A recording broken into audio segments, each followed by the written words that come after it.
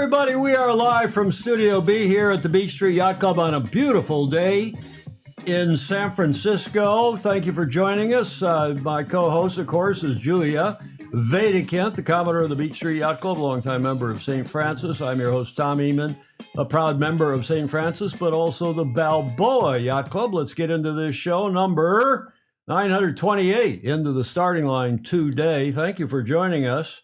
Happy Tuesday and happy Global IG Day. Julie, you have any idea what that means? No. Happy Global IG Week, actually, 2026. Here's a clue, 3 and even 4. Wow. That'll get me. See if anybody in the chat knows as people are checking in from around the world. Thanks to Friday's guest. We'll thank John Sangmeister and congratulate his son Peter on his win. John didn't win, but Peter won the Newport to San Diego leg on his, I don't know if it's a catamaran or a trimaran, on his big fast boat. Program note, we'll remind you about our 10-year anniversary, our May hiatus. And that will mean this coming Friday will be our last show. We'll talk about that in a sec, for a month anyway.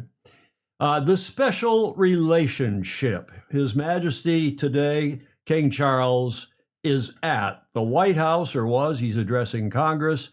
And along with that, and agreeing with Magnus the Magnificent, we're going to feature the RORC as they begin their season in earnest. The Rourke rocks, Julia. Okay. Again, and as usual. Coaching Corner, John Emmett, speaking of Brits, will be checking in on selecting the SI lead, what story we lead each time, each show with, and cheering our heroes. And that's something we do here on this show a lot. And I hope all the rest of you do in our sport. Speaking of heroes, Charlotte Rose from the USA won the ILCA 6. This is a great step forward for the U.S. Olympic effort. Won the ILCA 6 at the French Olympic Week in Hyères. And Matt Weirin goes from strength to strength, the Aussie double gold medalist. He has won the ILCA 7. We'll fill you in on all that. AC 38 Cup Day. Giles Scott has been announced today as the sailing director for the KK Challenge, as I call it, the ostensible American Challenge. So a Brit is going to be running the sailing and maybe steering the American team. We'll tell you some more about that. Ed Worley has submitted an America's Cup History Challenge. Thank you, Ed. America faced what crisis, Julia, en route to England in 1851? I should know that. Well, I don't know. I didn't know it. I had to read when I was putting the show together last night. The last leg, we're going to also have a Bravo Zulu for the college national champions, Harvard. And yay! Your team, Stanford, Julia, they've also won in the co-ed and the women's, respectively. And then also both of them? The co-ed and women? The Stanford won women. Yeah. Harvard won the co-ed, but the Stanford were third in the co-ed. Stanford had quite another great year. You'll be very proud of them. That's why I wore my yellow shirt today, so Michigan, the maize and blue, don't get locked out here. Oh, yes. Last leg, also the 7th Presidential International Yacht Race, which is in Turkey. We'll have a quick feature of that. David, I don't know why we're not broadcasting. Everything should be on all 3 channels, so we'll check that out in a moment. We are on YouTube, and we are on my Facebook page, and normally on Sailing Illustrated as well. That is our show today, plus this day in history, Whiskey Tango Foxtrot, and of course, our fantastic Fozy in this show that we call Yacht Racing News, Views, and Notables, as Phil Laffin checking in from Davis Island in Florida, in Tampa, Florida. He says it's a hot 90-degree Fahrenheit day. Ooh, that sounds good. Good.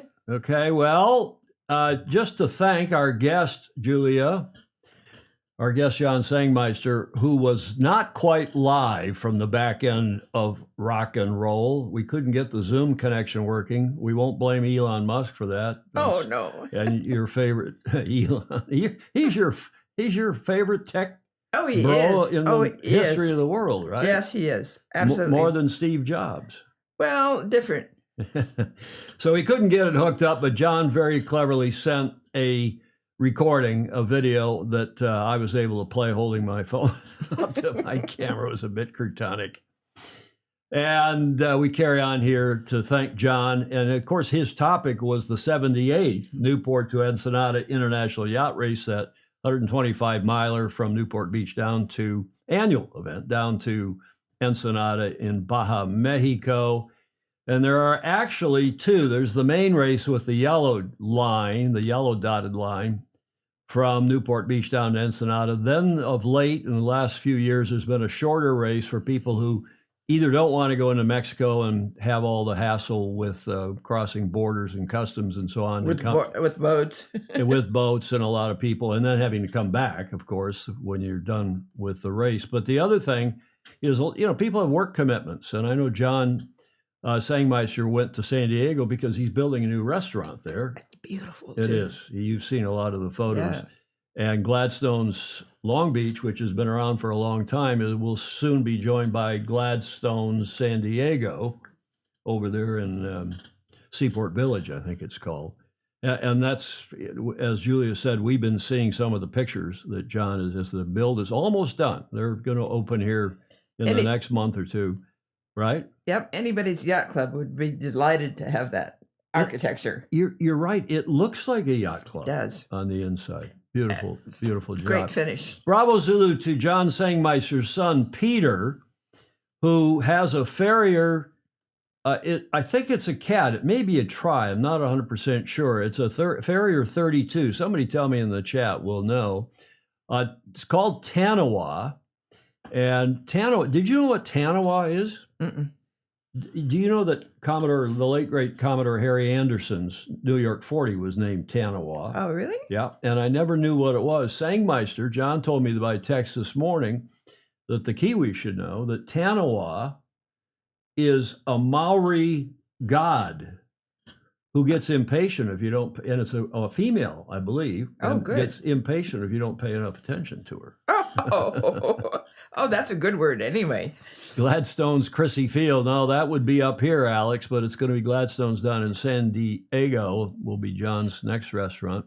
Christian Price in Sydney, where it's 0608. Hello, David and I heading to Quiberon for the 49er World Championships today. Stand by for some K-style quick interviews. Great. Oh, good. Christian, thank you very much. And because no doubt her son and our Fozy is Harry Price is racing in that race. But back to Peter Sangmeister and his Farrier 32. He sailed brilliantly in the shorter leg of this race the last weekend. And he and his crew were first to finish and the overall winner in the leg, on the Lake Newport to San Diego. The winner of the longer race down to Ensenada was a fellow Balboa Yacht Club member and their boat, Bolt.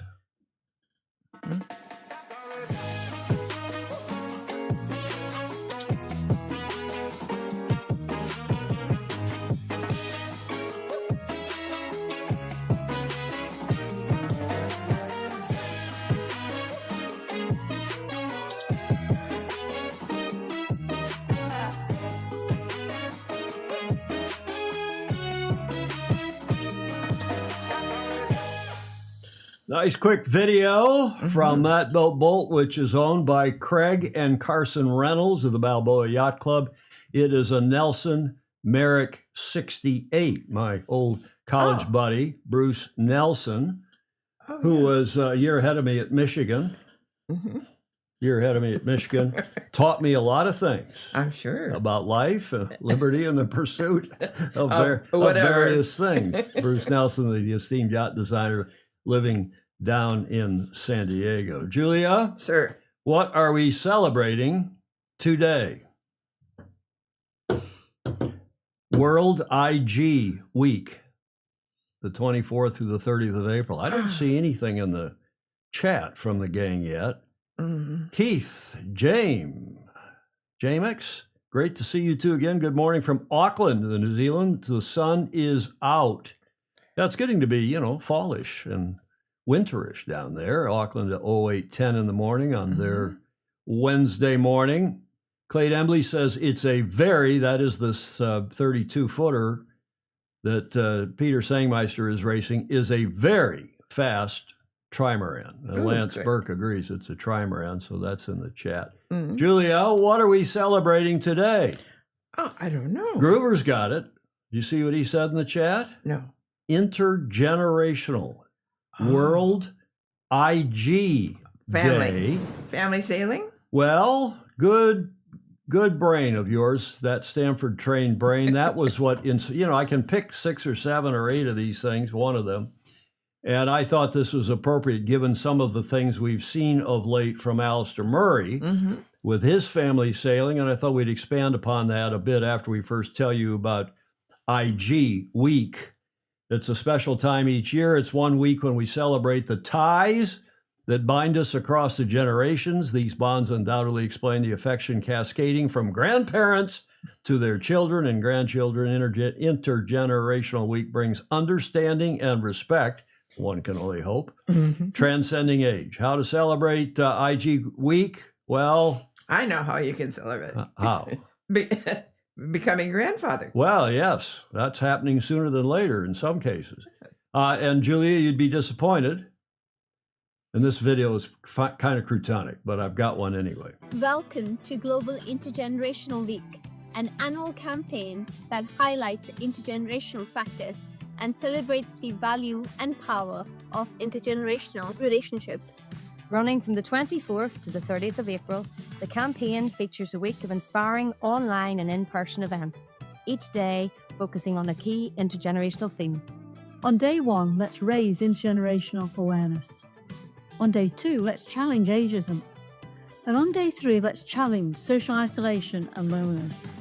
On day 4, let's celebrate intergenerational spaces and communities. On day 5, let's save the planet together. On day 6, let's develop intergenerational workplaces. And on day 7, let's improve intergenerational quality and sustainability. Yeah, okay, so that video goes on and on. I trimmed it there to those 7 items. But as Blake says, it's also, National Superhero Day. And as I said, I can choose from, a dozen or more of these things that are celebrated on any given day. But, all this talk recently about families and sailing, I thought we should carry on and talk about that, inspired by Intergenerational Week. And this is the late, great Gordon Ingate, whom we talked about the other day. He had just passed at age 100 after celebrating his 100th birthday. I believe it was March 29th, 1926 to 2026. And he is an example, one of the first intergenerational sailing families I knew. And I knew Gordon from New York Yacht Club cruises and so on way back. He sailed Gretel in the Challenger trials. That's right. And his son, Steve picked me up several times at the airport when we were passing through Sydney. And I've since gotten to know his grandson, who showed up in Valencia and said, "Hey, I'm Gordon Ingate's grandson." Lives in LA, I think. Yeah. So I thought it was good to talk about generations within our beloved sport. Here is another famous intergenerational sailing family. They are Argentinian star-class sailors. Now, this picture's got to be more recent than their current ages, because it is not unusual that I saw on the Star Class news website. It's not unusual to find father and son both sailing in the International Star Class. But it is also possible to have 3 generations of star sailors in the family. There are a few in the United States where the Star Class was born, and there is a fantastic one in Argentina. It's the Caligari family, Willie 98. As I said, I think that's when he was a bit younger on the left, presumably that's Willie. Mimo 71, presumably on the right, and then Fede, F-E-D-E, Fede 44. They are grandfather, father, and son, all of them star sailors, all of them deeply passionate about it. And they helped grow the class in Argentina and have traveled to follow regattas all over the world.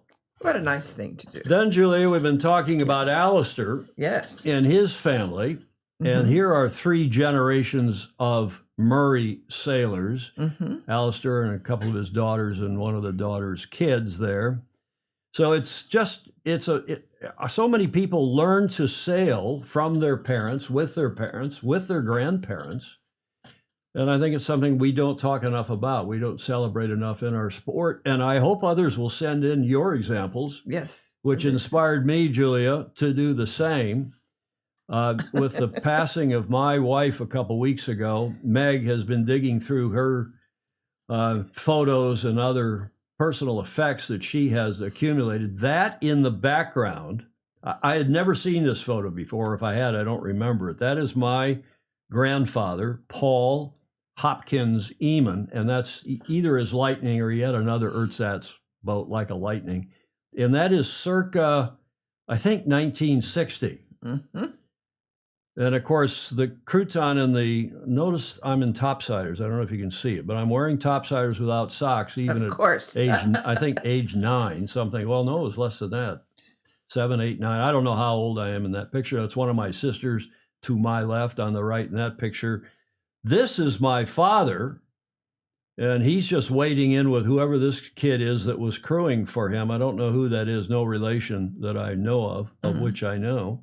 And that is his 16-foot fiberglass Rebel, the first boat built in glass down in Toledo, Ohio. And he was the son of a sailor, as Lance Burke says, or I am anyway. So 3 generations of Eamons. And then this is Meg. She had her own Opti before her first birthday. I'm not kidding. I was over in Wisconsin and they had a few Optis for sale, and I bought one and took it back to Michigan and upset my wife and my dad because they had other boats. They didn't have any Optis at our home club in Portage Lake. So I took, let's see if I can get rid of the green outline there. And that is 1993, before Meg had turned 1, before her first birthday. She had an Opti. We sailed it on and off for years. And Meg's quite a good sailor, not as avid as she is perhaps as a soccer player or a basketball player. Or a surfer. Or now, these days, who would have thought I'd have a surfer for a daughter? And she and her husband, Aaron, go surfing almost every day. They live right on the Pacific Ocean, right on the beach in Ocean Beach in San Diego. And of course, Meg is expecting any minute. Well, at the end of May, maybe the first couple of days of June, but it looks like the end of May. So bravo Zulu to Meg and Aaron Schreiberg, which is another reason why we're going to take May off. And Julia, Meg sent this video and said I could use it in the show. Oh. From a couple days ago. And the girl is kicking like crazy. Wow. Wants to get out and go sailing, I suspect. Yes. And the plan is that this summer, and if not this summer, next summer, we will go back to Michigan as we do normally over the 4th of July. And myself, Meg, and her kid, and we'll all get in a boat together with my dad and have 4 generations neat. of sailing Eamon. So Meg and I have talked about that. Joe Holtzman, thank you very much. And Clay Demblies, he reminds us that we know his daughter's an extremely good equestrian. She chose horses over sailing. And of course, the only sport, I think, Julia, that's more expensive than sailing for the equipment and all that. So there's some others, but it depends on how you're using the horses. Yeah. Well, at least we don't have to keep the horses. We don't have to keep the boats alive. You got to keep the bloody horses alive. So that's true. Okay. Well, speaking of our hiatus, after 10 years of doing this, we are going to take next month off. Our last show will be this Friday. So please stand by while we take a hiatus, a temporary hiatus. Our last show will be this Friday, the 1st of May, show number 929. And then we'll be off the month of May. We'll be dark in May, and then we'll restart, we hope, we think, on Tuesday, the 2nd of June, show number 930. Today's show 928. That's right, Julia. Okay?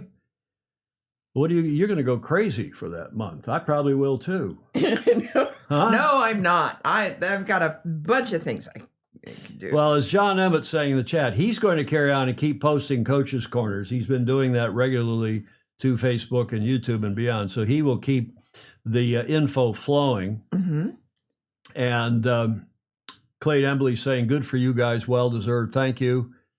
And on and on and on. So that's our plan. We'll take the month of May out. We haven't, other than COVID and missing a couple shows here and there. Yeah.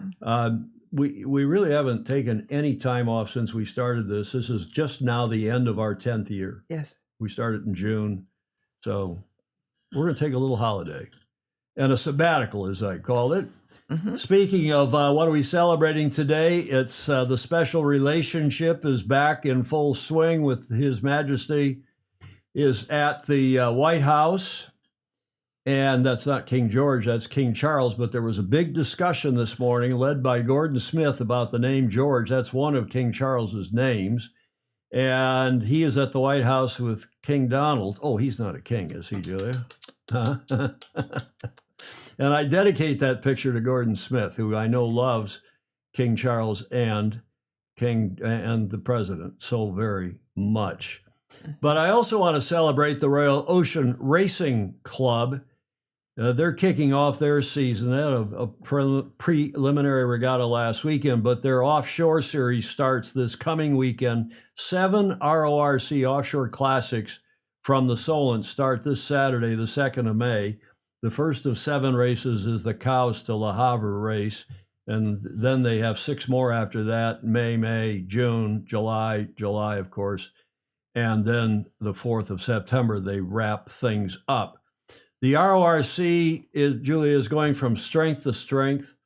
This is their Cowes Clubhouse, which is the old, the Corinthian Yacht Club, the Cowes Corinthian. I was a member there at one point, but they fixed it all up very nicely. So they've got their own base in Cowes as well as the on St. James Place in London. And Magnus the Magnificent had this to say a couple days ago about the RORC. For as long as I can remember, the Royal Ocean Racing Club has just been the gold standard for yacht racing. They have the uncanny trick of appointing this is so true, appointing the right people in the right position at the right time to make sure that the club just ticks along nicely in that kind of quintessentially British way of under-promising and over-delivering. That's a nice phrase. You like all of his phrases. I do. I think you're in love with him.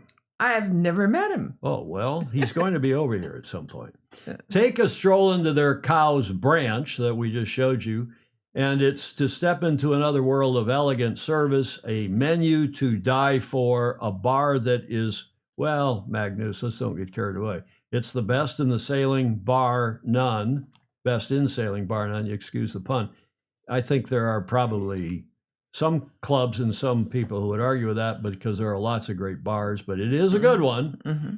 And a staff that are just politeness personified, good old British civility. Mm-hmm. Cowes has a stone cold gem, and it's world class. There's a look inside that famous bar.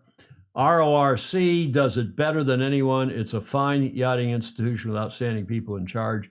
I wish them well for the season. That from Magnus the Magnificent, Magnus Wheatley, in his Rule 69 blog, I believe yesterday, maybe the day before, on Substack.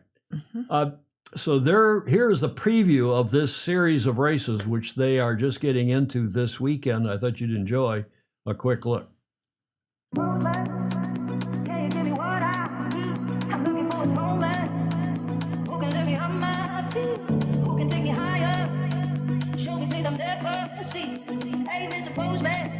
The Cowes Offshore Series are amazing boats. It's like sailing your family boat with the Formula One teams, and they're all really friendly. It was on the starting line, it was like, who's that?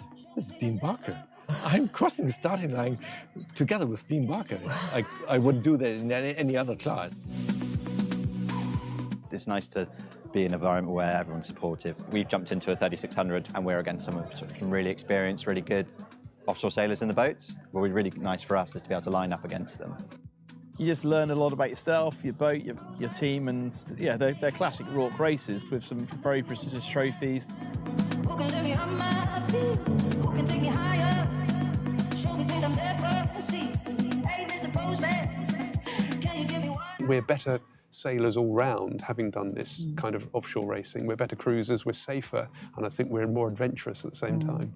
I've never thought of putting a spinnaker up in 27 knots, gusting 30, but it was great fun. The sun was out, there were dolphins, and we had the kite up, and it was just brilliant. And we would never have done that but for the offshore racing we do with Rourke. What a spectacular video. Yes. Just calm, nice, relaxed. That loud enough? Nice interviews with the people. And Ryman, thank you, Ted, and the other nice comments about our break and beyond. But Blake is saying, Blake Middleton up in Minnesota, Pewaukee Yacht Club, which is in Wisconsin, has a bar that's second to none. Yes, it's a great one. There are a lot of great sailing bars, and of course, this being the sailing show, with a drinking habit or a drinking show with a sailing habit, Julia? Well, you're not doing either right now, so I don't know. I haven't been drinking for quite some time. I No know. particular reason. But when you get old, you got to cut back on certain things. Julia? Sir? Let's talk in a moment here about the French Olympic week and Charlotte Rose's stunning victory in yes. the Ilka 6. But first, let's do the Coaching Corner with John Emmett. Speaking of great Ilka sailors, Coaching Corner with Super Fozy John Emmett. And he is, once again, outstanding in his field. Yes. Hi, Tom, Julia, and all the Fozy. Welcome to John Emmett's Coaching Corner. And one of the big discussions every week is what is going to be the main feature of Sailing Illustrated. What's the lead story? And sometimes it's a bit like comparing apples and oranges. You've got outstanding Olympic sailor performance, you've got match racing, you've got Sail GP, you've got America's Cup, and maxes, and any number of things before I'll try and name them all individually. So it's very much like comparing apples and oranges, but I think it's just a good thing. So my view in terms of sailing is just the more the better. The more coverage we have for our sport, the better. So if somebody's heavily promoting para, that's not taking away from youth sailing and vice versa. Now, sometimes we need to have a careful think, so posts, and I'm thinking about social media, or written reports, or updating websites is spaced out. So really good stories don't get missed, but really big picture, the more content we put out there, the better. Because for a certain extent, on the internet, content is there forever. Now, one of the things World Sailing has been doing really well recently is trying to showcase the athletes, because it's by telling their stories, if you like, giving young people heroes, giving fans somebody to root for, makes a real difference to the engagement. People will root for their heroes, for their national team, and we need to introduce them. And that is across all sailing. So again, not only the Olympic sailing, but when we're thinking about inclusivity, women in sailing, youth sailing, parasailing, let's introduce the heroes and tell their stories. And for me, as I said, I just think more is better, and we have a duty to try and show those people who don't sail what a wonderful sport it is. And on that note, hopefully everyone is getting the opportunity to get out and about, sailing fast, having fun, and keeping safe. John Emmett's Coaching Corner. John Emmett sailing to the front of the fleet. And we're going to do a little Olympic reporting after this, because John, of course, was the coach of his wife when she won the gold medal 2012 in Weymouth, where he is living now. He and Golden Lily are living there in Weymouth. Great stuff, John. Before we go into the normal coda that at the end of his thing, I'm going to give, I haven't talked to John, but I'm going to give him a bit of a challenge. I think he's spot on. We need more content, and particularly good content, which we deliver, and Matt Sheehan and Richard Gladwell and Magnus the Magnificent, a few other people. But there's not enough video content. The classes are doing that more and more. But I also agree with John that we should be doing much more featuring of sailors, sailor heroes, telling the story of sailors. And today I had the choice of two different sailors for the lead. As you heard John talk Right. about, we're always trying to decide what the lead story will be for Sailing Illustrated. I decided that the night before. And if there's some breaking news, well, there's some breaking news, but I got to put a cover slide up and the promo on YouTube and Facebook and so on.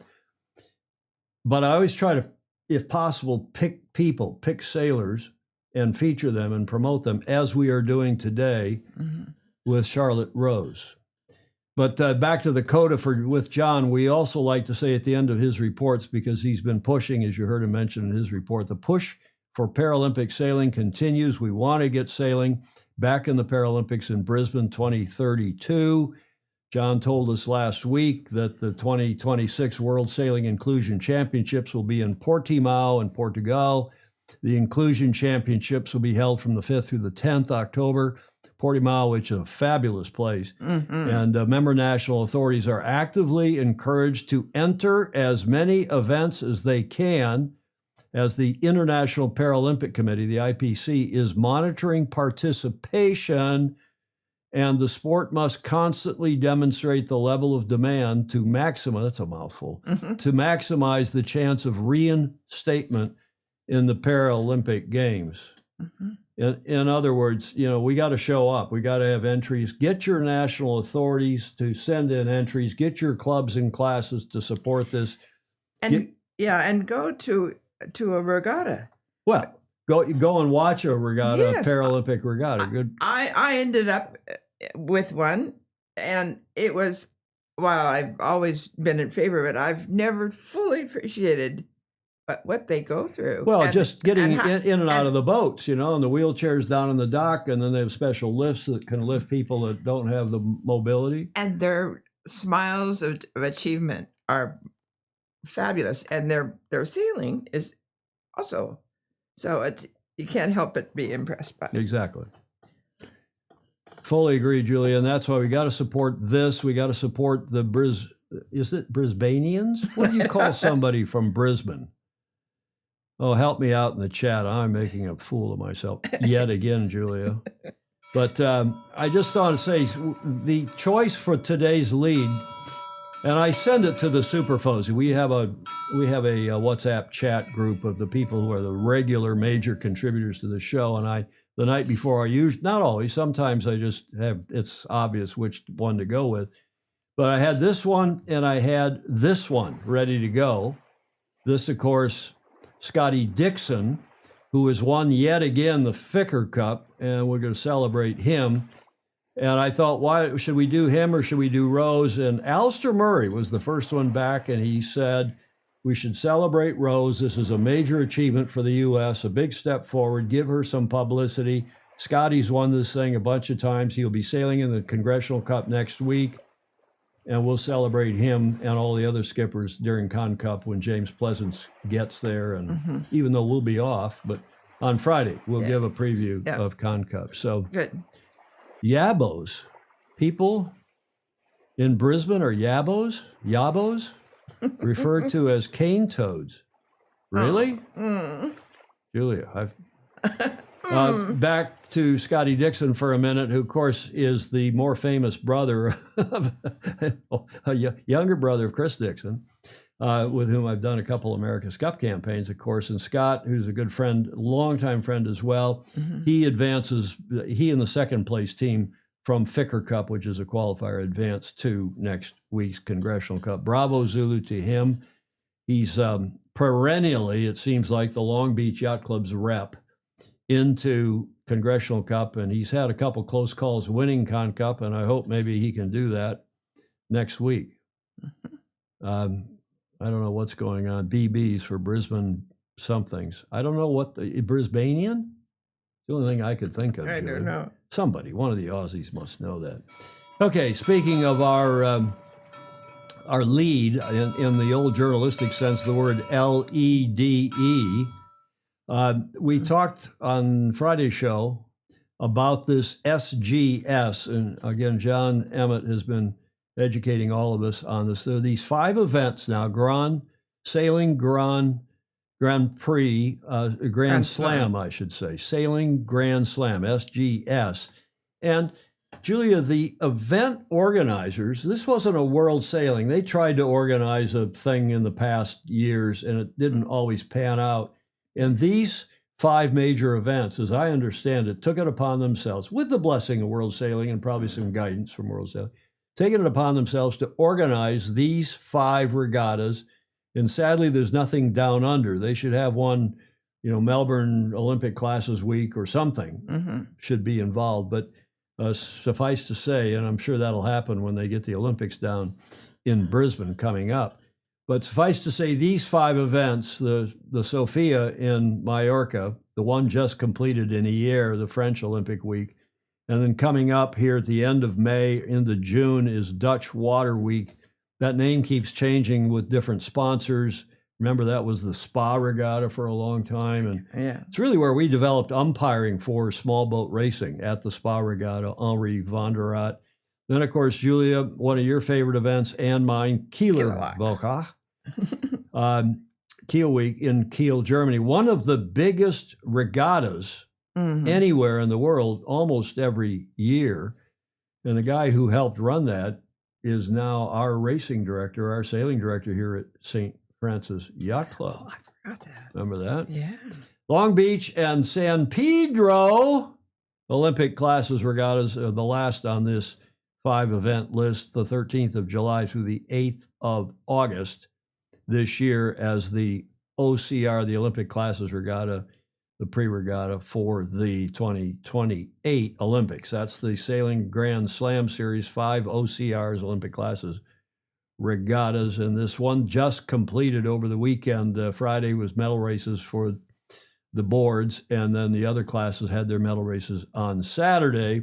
There were fully 705 competitors from 59 nations. That's fabulous. And it is fabulous.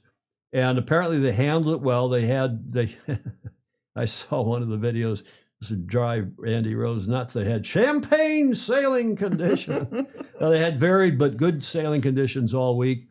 And of course, you had the kites and the boards. And here is the video, Julia, from their medal races, which were Friday. In the medal series for the windsurfing disciplines, we had a lot of drama. In the men's EQ foil fleet, Louis Pignolet and Yann Pouliquin of France secured their spots in the semi-finals. From the semi-finals, Italians Pilone and Arena qualified for the finals. Gray Morris and Kunbi got black flags at the start of the finals, which caused the final to be restarted. Piloni won the restarted race, resulting in a 3-way tie in wins heading into Final B.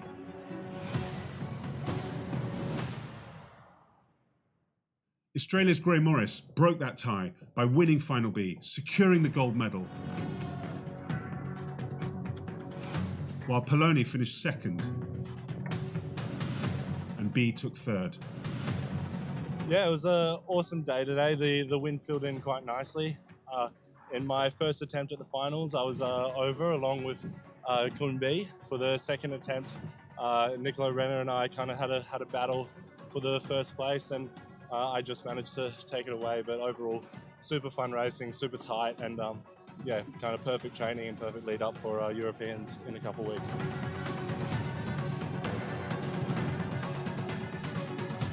In the women's fleet, Noes Moen and Bilger earned their spots in the semi-finals.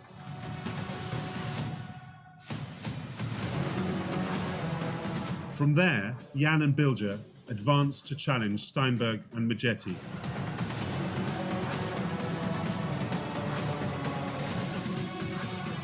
The Italian, however, left no room for doubt. She won the final and claimed the gold, while Steinberg took second place and Jan finished in third.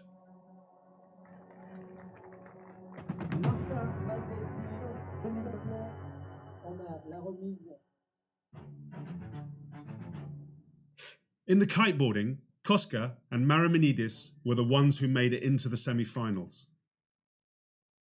In the semi-finals, Stragiotti and Huang prevailed. But the finals proved to be an easy game for Maida, who won the event, leaving Pianossi in second place and Huang in third. In the women's fleet, Lee and Cavall progressed to the semi-finals. In the semi-finals, Wang took the lead and qualified for the finals alongside Cavall. In the final, Lorian Nolo's week-long dominance in home waters couldn't be broken. Despite Turienzo's best efforts, she had to settle for second. Cavall delivered a solid third, putting 2 on the podium for France. So happy, man! I won for the French in France. So it's wonderful. After Palma, after the Olympic week, I feel super ready now for the World Championship coming soon. Lots of work this winter. It's paying off, so I'm really happy, and I hope it's a good sign for the rest of the season.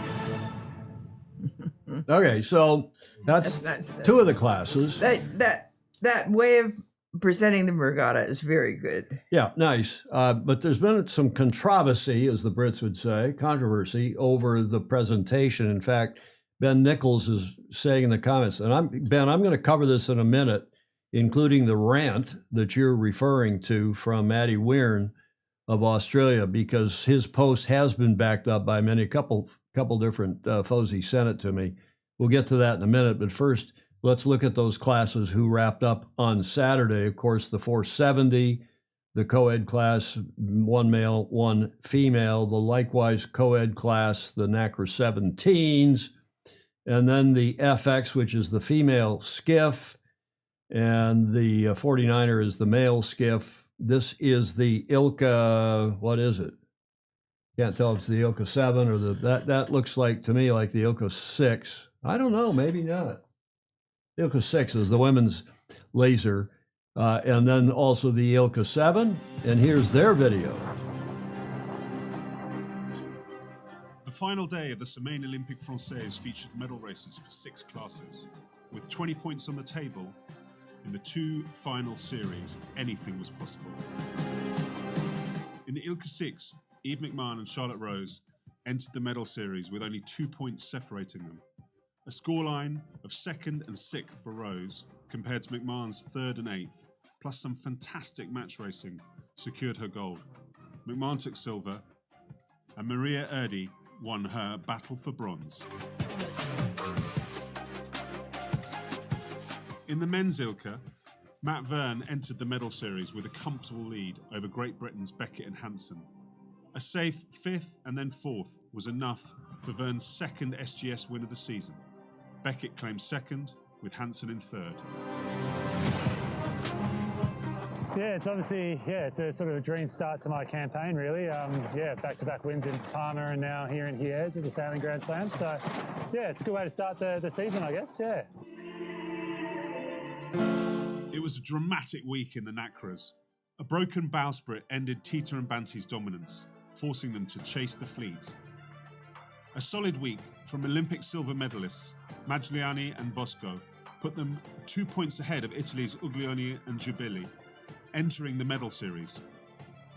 Strong results of 3rd and 4th gave the Italians the win, leaving the Argentinians in 2nd, and France's Morniac and Retornaz in 3rd.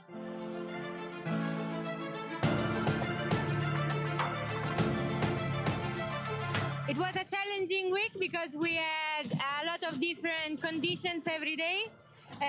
So I would say it was a beautiful regatta because we managed to test everything and we had a beautiful ending, so we're pretty happy. Yeah, we managed to do a nice final day here in Hyères. Hard to believe. We chased a lot for a win, and finally we get it here in Hyères after a long period of training, and we are happy for this, really happy.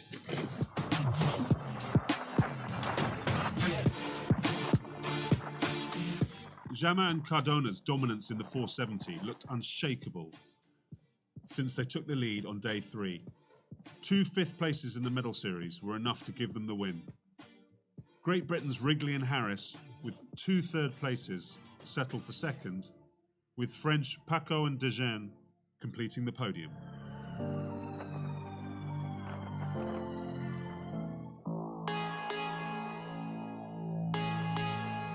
In the 49er, China's Wen and Liu climbed steadily to the top during the week, and they entered the medal races with a 9-point lead over the chasing duos from Ireland and France. An average of 5 points across the two races was all they needed, and they delivered. Dixon and Wadilov took second, and local heroes Fischer and Pequin concluded the podium.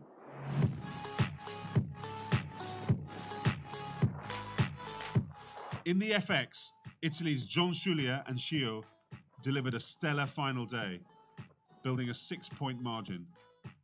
2 bullets in the medal races sealed the win over Australia's Harding and Wilmot, with France's Pierre and Rio taking third.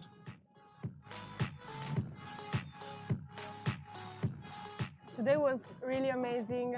We felt confidence with those conditions. Our technique was so nice. We pushed the maneuvers. We were really fast. We did good starts. We are so happy. We are just, we have no words to describe this feeling. This is our first little win at the World Cup. So yeah, really no words. Win is always a good feeling, but win also with the 2 bullets in the medal race has a different taste.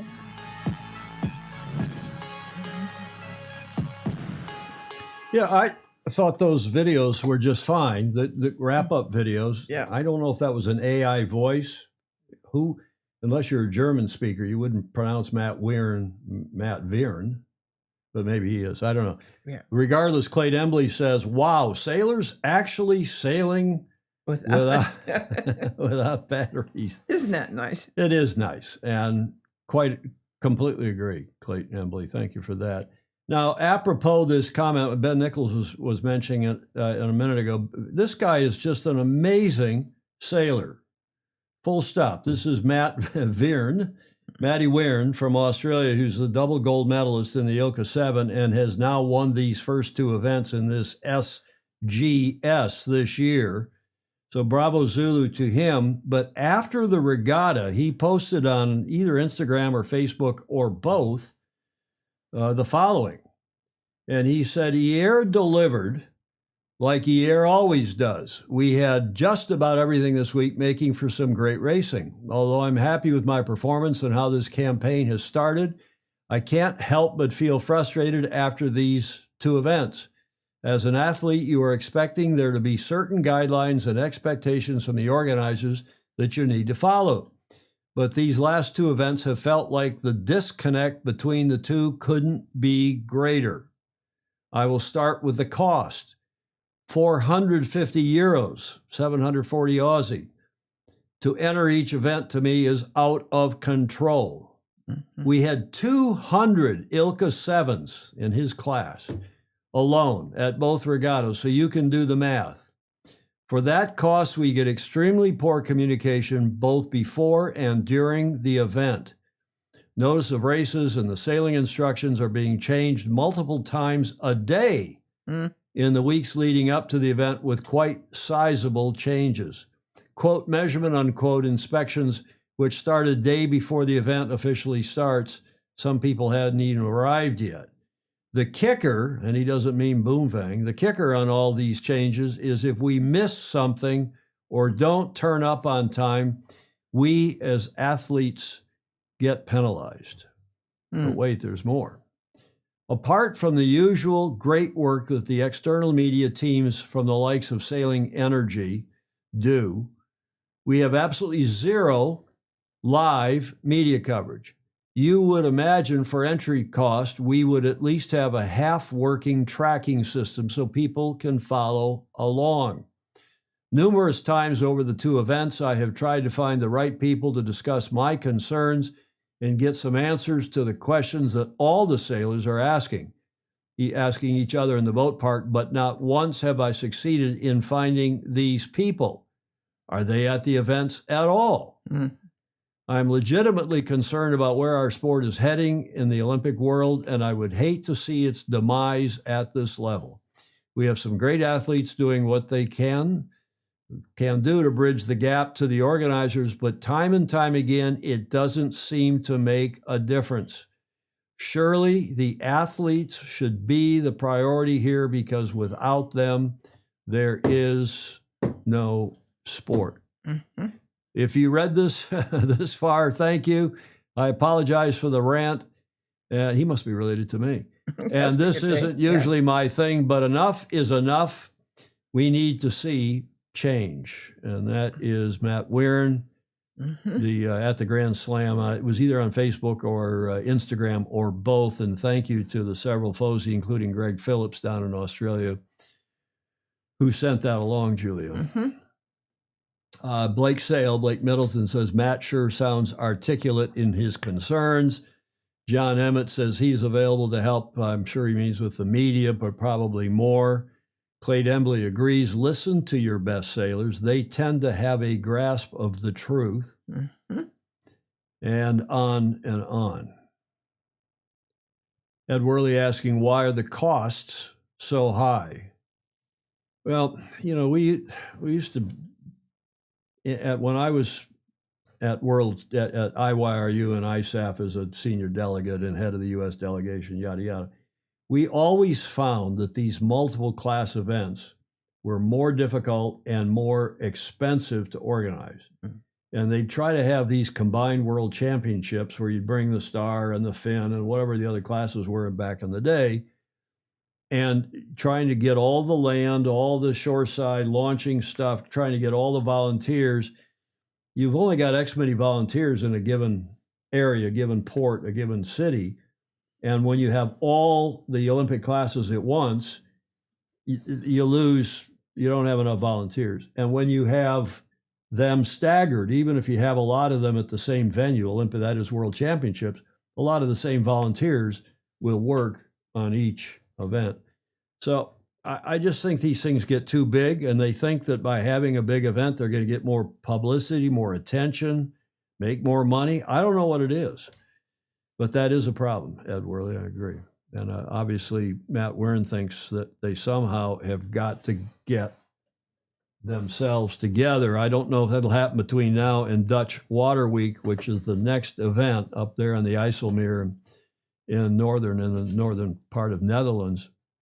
The 30th of May through the 7th of June, but I think this may only take one person that comes in or knows about it to put it together. Well, I think it's more than that. I don't know if there is one overall person. I've seen some videos that seem to indicate, and I think John Emmett told me the same thing, that there is one person from Mallorca who's organizing all of these events. Yes, yeah. I think that's what he said on the show, but obviously, they need to do something different, and hopefully they will between now and the Dutch Water Week. Ben Nichols is saying, ostriches stick their heads in the sand. The current Olympic cycle should not be administered by the ostriches. And Baton Rouge, Baton Cannon down in South Carolina, is saying, it sounds like by the fees, there are not many volunteers. There are not volunteers. Yeah, it sounds like there's a lot of paid people involved in this, and maybe that's part of what the goal is of the organizers. Something's got to be done. I think Matt Weirin will get wide support from a lot of people in what he is saying. Julia? Sir? What happened on this day in history? Mm. 2004. An earthquake. An earthquake? Just now? No. We've had a couple. We had a power outage and a couple earthquakes the other night. That's true. Right? Right. What happened on this date in 2004, the 28th of April? Important stuff, especially for one of our top sailing nations, Julia. You want a clue?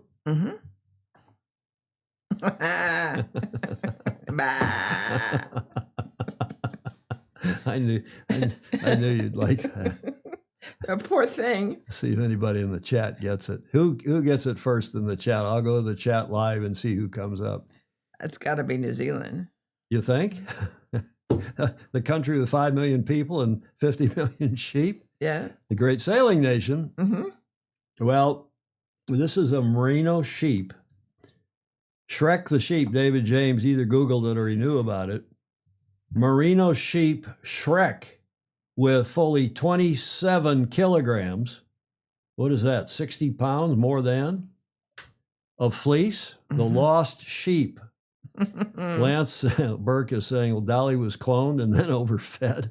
Remember Dolly, the cloned sheep? Yep. Well, this is, as several of our foes pointed out, Shrek, who lived from 94 to 2011, was a merino wether belonging to the Bendigo Station, a sheep station near Taras. I'm sure they don't trill the R's.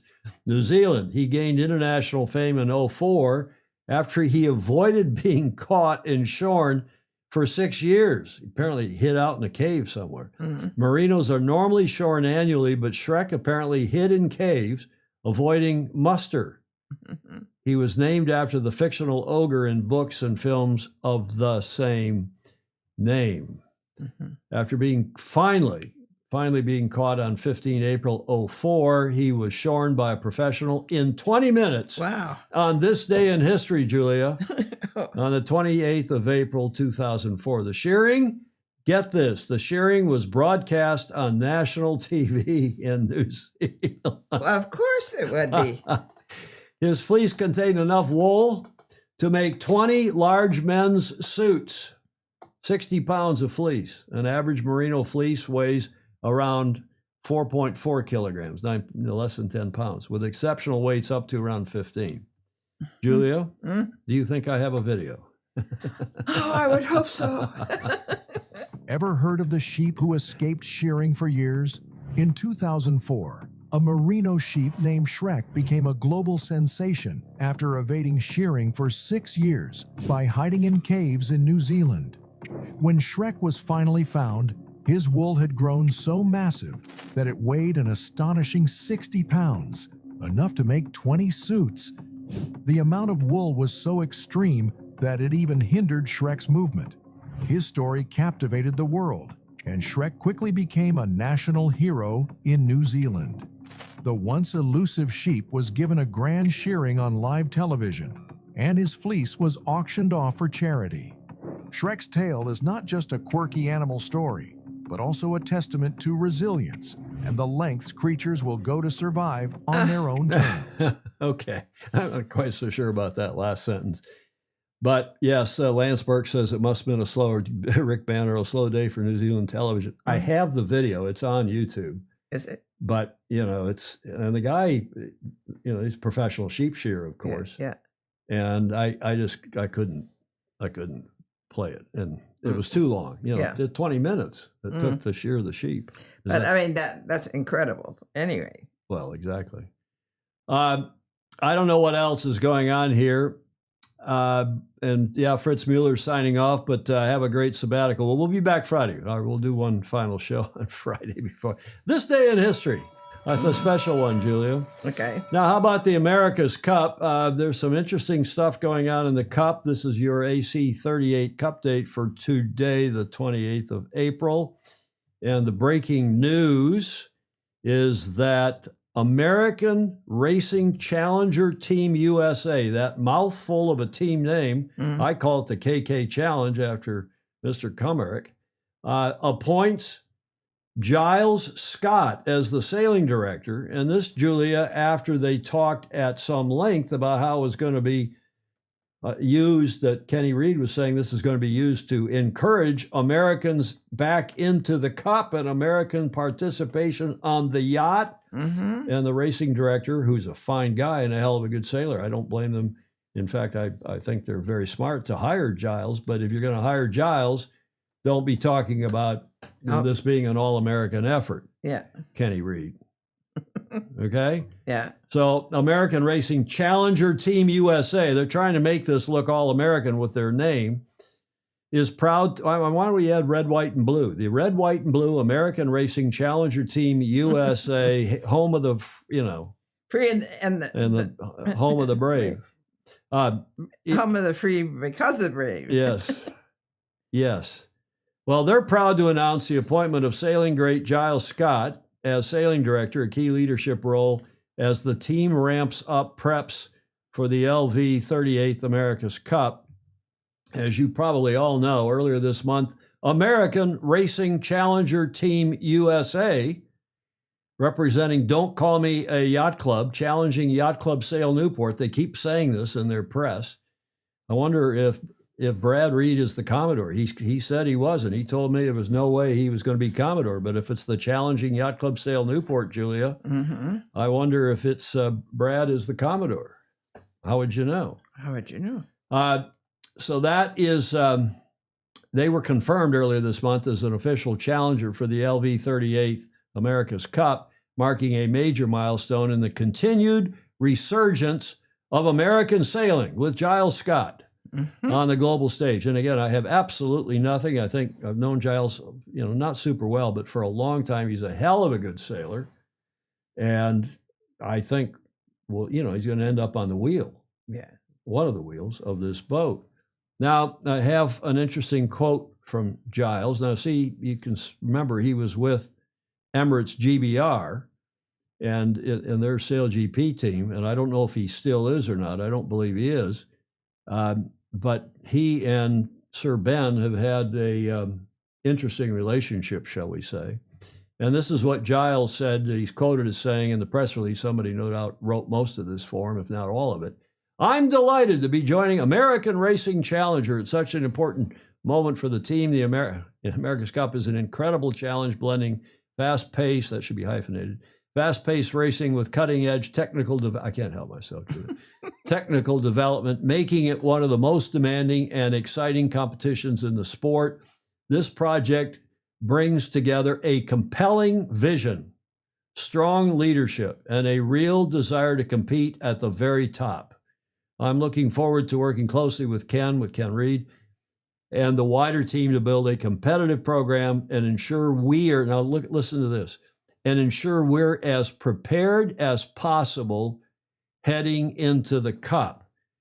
Now notice, Julia, there's no mention of winning the Cup, because I keep hearing from people close into the Cup, I mean very close into the Cup, that essentially all of the teams involved, save two, are focused on AC39. This is kick the tires, toe in the water, and no doubt for KK, even the French coming back again, Alinghi, who are very slow to get up to speed here, the Brits who don't even have a boat. I mean, the boats at Persico, I'm one Hyères. I mean, I'm reliably informed at Persico, but is Ben actually doing anything to the boat given the court case that has now been filed? We told you that. We broke the news. It has, in fact, been filed, not just threats of a court case. So, yeah, Ed Worley's saying yada, yada, yada, ACP talking points. Well, I agree with John Vince, who texted me saying he thinks this is a great selection for the KK team. I agree. Lance Burke is asking, forget the sailors. Who are the lawyers? Ed Worley says, please bring back the AC nationality requirements. Well, I don't think that's going to happen anytime soon. And to be fair, Ed, remember, there was no eligibility rule in the Cup until 1980. Andy Rose, our dear friend, went down to sail with the Australians as tactician for the 77 Cup. And then New York decided they didn't want, that was the first time American went offshore to help a non-American team. And they decided they didn't like that. And a few of us were commissioned to write what I call and still call the Andy Rose rule, the Rose rule. Yeah. And then it got relaxed by Hamish Ross and Alinghi in 2007 and has been basically relaxed since then. So that's the news. And we'll no doubt be following that closely and other appointments to that team. I mean, the Challenger, hey, gang, the Challenger Selection Series starts in a year. And teams don't have boats. The venue has got remediation problems. This ACP is under legal threat from Mr. Sweeney, as well it should be. Just the whole handling of the trusteeship The fiduciary duty of the Royal New Zealand Yacht Squadron is also under threat, legal threat, and we'll see what the Attorney General does, if anything. Yeah. But I suspect other major players are going to weigh in as well. Yes. Not just John Sweeney. So it's going to be a very interesting time. It's a time when I think of Elon Musk when you say it can't possibly be done, and it can't possibly be done correctly. But Elon Musk is a multi-cent-a-billionaire, and he can hire people at the drop of a hat and hire the very best people with very few constraints. He can get a lot done in a very short period of time. He does, yeah. So you can salute him, but trying to put an America's Cup team together in a short period of time under the circumstances that they're all operating, to be fair to the teams. I mean, Kenny Reed's got a huge uphill battle. Yeah. David James thinks it'll only be a matter of time before the America's Cup Hall of Fame starts a division for the most valuable lawyer. Nice going, David. Okay, well, on happier news, I'm very happy to report, I'm pleased that we have a submission, Julia, from Ed Worley. And this is Ed Worley's AC. We used to call it the Trivia Challenge, but it's really a historical challenge. Right. And Ed sent this in kindly last night. He said, if you're going to go on a sabbatical, I got to get one of these done and get it in the show for you. And he did it on short notice. So here's what it is. You recognize that boat, Julia? Yes. Well, the yacht America left New York on the 21st of June, 1851, on her historic voyage to Europe. As probably everybody on this show knows, America made the passage with her racing spars and a suit of sails borrowed from the pilot. They didn't want to use their racing sails. A suit of sails borrowed from another pilot boat, the Mary Taylor. She was loaded with 45 tons of cargo, stores, sails, food, water, and more, or so says Ed, who researched this, Ed Worley. The maiden voyage was used as a shakedown for training the crew to complete fitting out and for testing equipment, as you would expect. America endured every weather condition, from doldrums to fresh breeze to squalls. And the question we put now to all of you, during the voyage, what crisis did the crew face on the 8th of July, 1851? And as always, Ed has provided a multiple guess here. A, the steering system broke, putting the passage at peril. B, a crewman was swept overboard in a squall and had to be rescued. C, he can't be serious, the liquor stores were exhausted. Or D, rigging was damaged, and she was almost dismasted. Lance Burke offers up an E. He says they couldn't find Shrek the sheep in the cargo. So what was it? A, B, C, or D? And if I wouldn't get a copyright strike, I'd put that Jeopardy music on. Da, da, we can sing it. Da, da. Maybe I'll have Claire play it for us on her piano. Do you know that Claire, somebody went up to her the other day, she told me, at the club, at New York Yacht Club at Harbor Court, and said, I didn't know you played piano. He heard her on the show down in the... Jamie Hutchison says it's C. You think, Jamie? The liquor stores were exhausted. Not the stores, but the stores, the storage. I was thinking there could be everything but C. Well, we will soon find out. I do know the answer, but da da da da da da da da da da da dun da da da da da da. Alan Long thinks it's D. The rigging was damaged, and she was almost dismasted. Blake says B. A crewman was swept overboard in a squall and had to be rescued. Who else is chiming in here, wading in? Greg Phillips says D. The rigging was damaged. Greg down in Australia. Dogzilla Monster, he's pretty knowledgeable, pretty smart. He has C exclamation point. The liquor stores were exhausted. Ben Nichols, and that's Dogzilla Monster, Stingray up in Seattle. He's very knowledgeable about the Cup. Ben Nichols, plus he's very good on Googling stuff. There were no ostriches administering sailing in 1857. John Collings says C. Claire Harrington guessing B. Commodore Dr. Harrington. You want a clue, Julia? Sure. There's the clue. The liquor store. The liquor stores. That's what happened. On the 8th of July, the liquor stores were exhausted.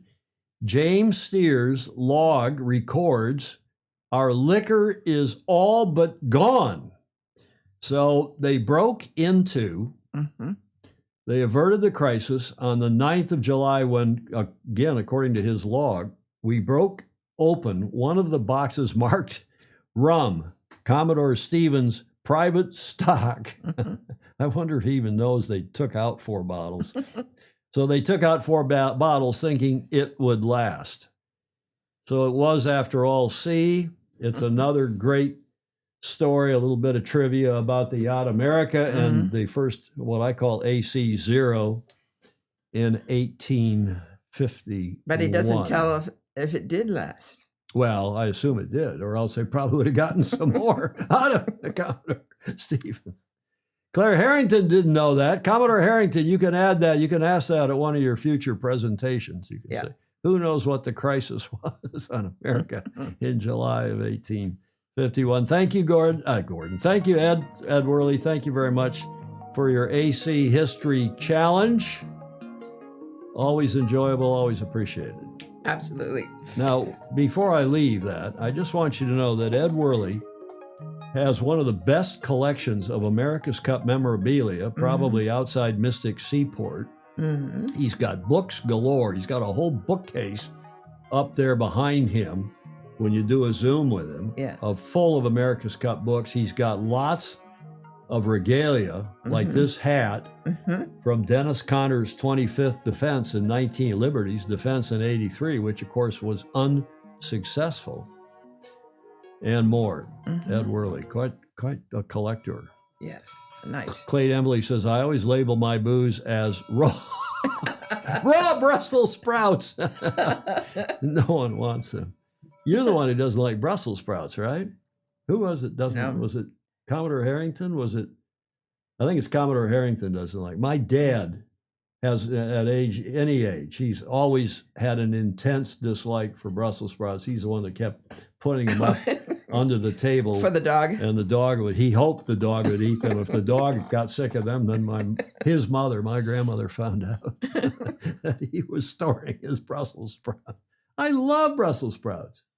I like them, especially if they're well done. But you don't like any vegetables. You'll eat fruits, but not vegetables. Just admit it, Julia. No, I do. Claire Harrington, Commodore Harrington says Brussels sprouts should be illegal. Got it. Well, Julia, we're an hour and 13 minutes, almost hour and 14 minutes into the show, and we are to the last leg, a little bit longer last leg than usual. The last leg to Gloucester, of course, this painting we've been using for years. For the last leg, and we've recently added the music of Scott Joplin, Maple Leaf Rag, played by none other than Commodore Harrington, live to tape for us a week ago Friday, on her grand piano at her condo in Newport. So that was pretty nice. Bravo Zulu here. We got one more Bravo Zulu for some collegiate sailing squads here in the U.S., Julia, and I know you would be keen to know about this, but first, Harvard. The Harvard team, the co-ed team, has won yet again. I don't know how many, if it's been in a row, but over the years they've won a bunch, and they won the team racing national championship down in New Orleans last week and weekend. So bravo Zulu to them. We have a couple Fozy over there on the left that we'll tell you about in a moment. This was Callahan. Well, we'll tell you about him right now. Second from the left is Justin Callahan. His brother, Mitchell, is the tall one. Those guys are twins, but they obviously not identical twins. Great guys, great personalities, great students, pretty much all A students at high school and now at Harvard. And this was Justin Callahan's fifth, or in fact, I guess the both of them, their 5th national championship win for Harvard in the last 4 years. Harvard had the most successful team race season this year of all time. You know, that's last fall and the end of 2025, 2026. The most successful team race season of all time for any team. The team won every team race regatta this season, barring one second-place finish with a win-loss record of 134 wins and 12 losses, a 92% win. It sounds like somebody from Harvard wrote this. The team is looking forward to competing in the Fleet Race National Championship in the middle of May. Julia, Bravo Zulu, also to your team, to your school, to Stanford. The women's sailing team has cemented its dynasty by winning the 2026 Intercollegiate Sailing Association's Women's Team Race National Championship, also held in Nolens in New Orleans here in the last week. Finishing with a dominant 21-1 record, this victory marks their 3rd consecutive women's team race title and continues a remarkable streak of national championships, including women's fleet races in 24 and 25. And thanks to Blake Middleton, who sent that along, or otherwise I might not have known. Talk about publicity. Yes. You would think the ICSA would send all of the media, not just Scuttlebutt, their results. Yes. And their press releases. But sometimes they come through, and sometimes they don't. And they have the real Stanford red on, too, which is nice. What do you mean, Julia? Well, because there's lots of different colors That's of not red. red. It is. That's cardinal. It is cardinal. Come on, Julia. I didn't go to Stanford. But- You're supposed to know your own Well, school colors. It's cardinal red. It's cardinal. Is Yes. that named after the bird? The red cardinal? No, it's named after the color. The color is its own? Is the color not named after the bird? That predates the We got to get this researched. There's a factoid we don't know about our. Well, it probably was, but it was done in 1896. Well, that's no excuse. We got to know the histories here. We got to get Blake to get on that. It was the color. In fact, the school used to be called the Stanford Indians, but much later. Well, okay. Well, but isn't it now the cardinal? Back to the cardinal, and not the bird. The color. It's the color. The bird is named after the color. Rick Banner, according to David James, Rick Banner says it's Catholic red. I don't think Stanford's very Catholic, but who knows? How would you know? Congratulations, Julia, to you and your team. I won't take any credit for it, but I'm proud of him. Well, they've done great over the years, not co-ed and in women's sailing, especially in women's sailing. One other Bravo Zulu here at the end of the show. I thought you all would like to hear about the 7th Presidential International Yacht Race, this being a show about yacht racing. And this is a translation from Turkish, so bear with me. It started from Istanbul with the enthusiasm, I'm not sure what that means, of April 23rd. I think something was lost in that translation. Over 500 athletes, sailors from 14 different countries created a visual feast in the Bosphorus. The crews competing for the National Sovereignty Cup, another trophy, completed the Bosphorus stage and set sail towards, I guess it's Kanakali. I don't know how to pronounce that, which is the end point of the long race. Kanakali. This time starting the struggle, the competition, the race for the Coast Guard Cup. Competing fiercely on a 140 nautical mile course.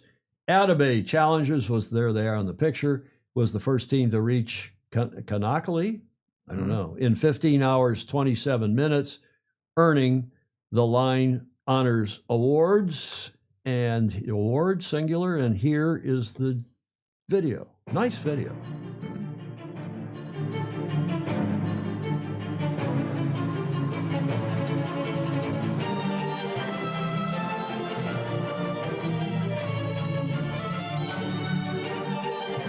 Çanakkale is a very historical place. It's amazing for us to racing in these conditions. It's my first time. Last year I raced with another boat, but this year we have a very fast boat.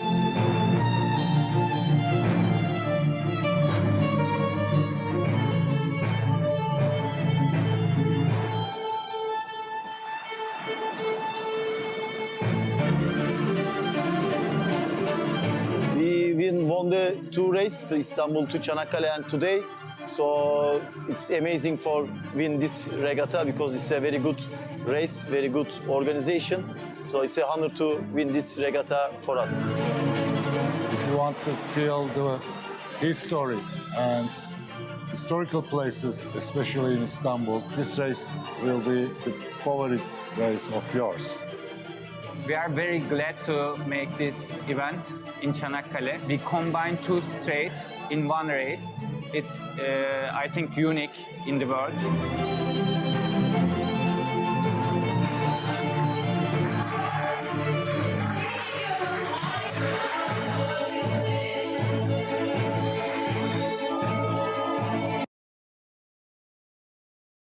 Help if I turn the mics up. Really nice. Yeah. Nice music. And it sounds like it's Çanakkale, like it's pronounced with a CH, even though it's, is that what the C in the Turkish with a little, I don't know, dingus on the bottom? Sounded like Kanakali to me. I thought it was Çanakkale. I thought I was listening to how a couple of them pronounced it. They said it so fast. We'll research that for next year's presidential but a nice yacht race. It was a nice race and lots of And great. a part of the world that we don't get a lot of coverage from. We Right. do cover some stuff in China and some stuff in Singapore and Malaysia.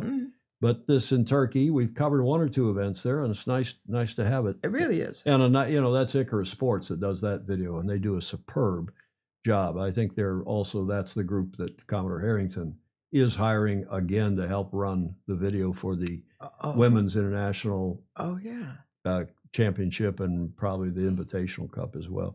Cardinal is a vivid red, Rick Bannerow says, which may get its name from the cassocks worn by Catholic cardinals.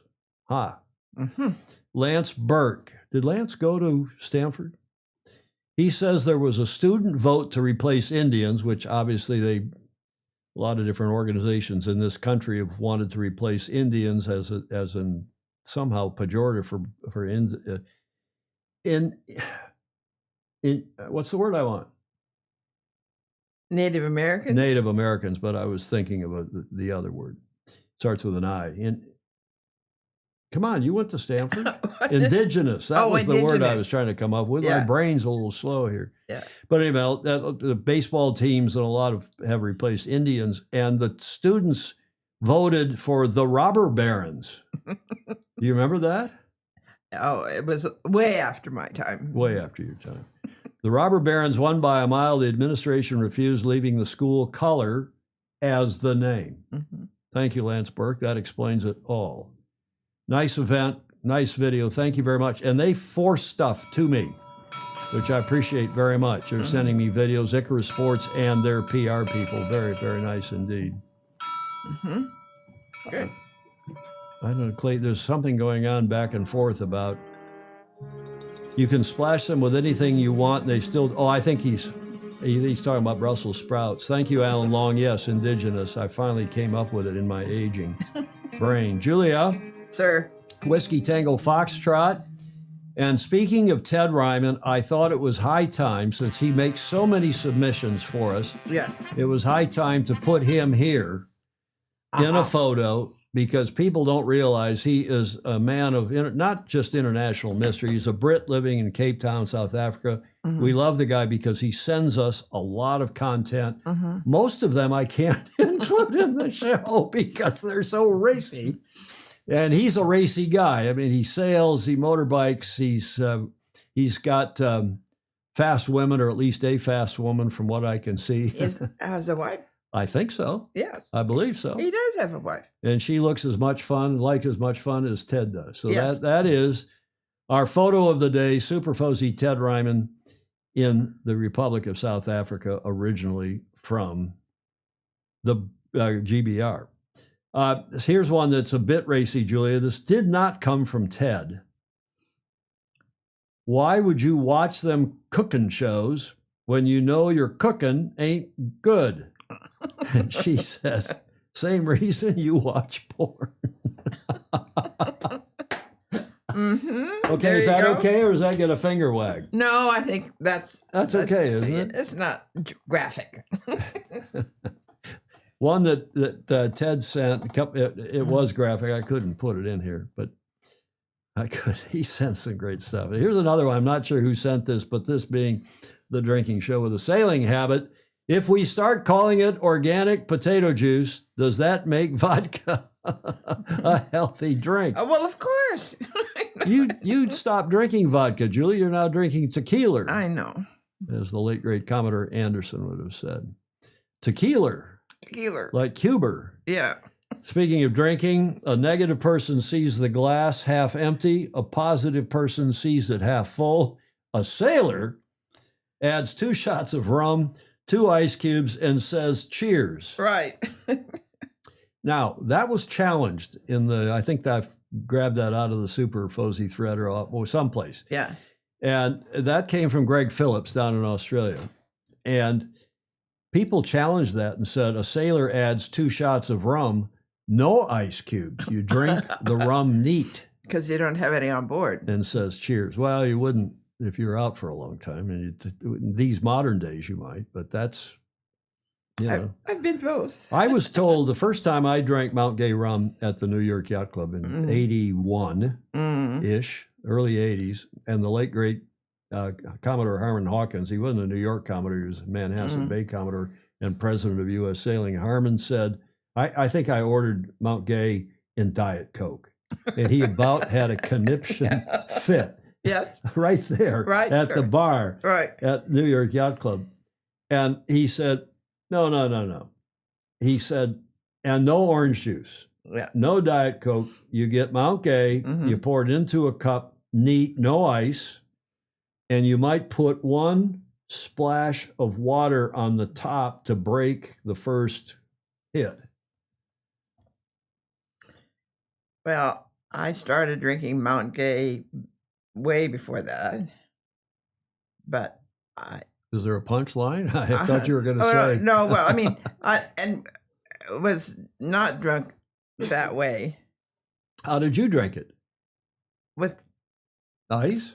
Yes, and soda, usually. Oh, Mount Gay and soda. Blasphemy. I know. Blasphemy. Well, Greg Phillips, thank you for that. And then finally, a very erudite. This one's, from some brainiac, I'm sure. Java Man, Peking Man, Cro-Magnon Man, and Jazz Man. I think that's somebody making fun of me and our musical proclivities, but she likewise has musical proclivities. I was going to say something like that comes from Commodore Doctor, who's got a doctorate in music, Claire Harrington. Finally, Julia, I think all of us can relate to this, all of us of a certain age anyway. I'm so glad I grew up in the 70s and 80s, or 60s and 70s. I did so much stupid stuff, and there's no record of it anywhere. True enough. True enough.